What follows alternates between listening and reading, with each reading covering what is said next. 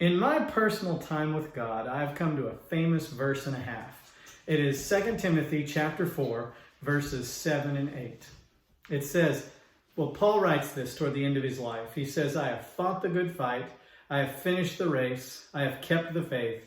Henceforth there is laid up for me the crown of righteousness. I like this passage because it reminds me that the Christian life is difficult, and yet it is worth it because there is a reward in heaven for faithfulness.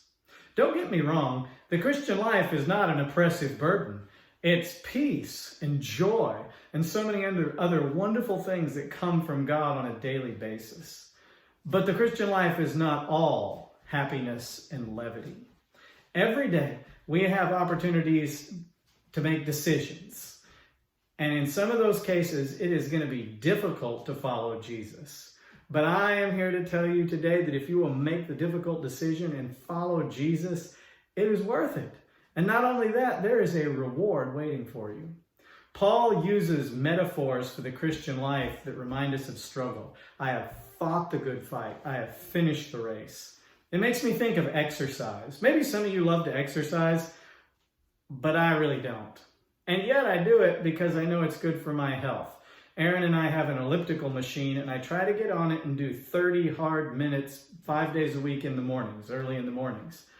And when I do that, it never seems to get easier. By the time I get toward the end of that 30 minutes, I feel like I'm going to pass out each day.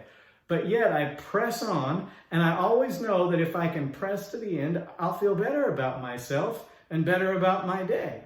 It reminds me so often of the Christian life, because there are times where you might just feel like, I want to give up.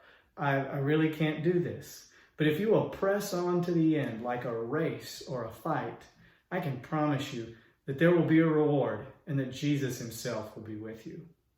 I appreciate you, and I'm looking forward to being with you so we can fight the good fight and run the race with endurance together.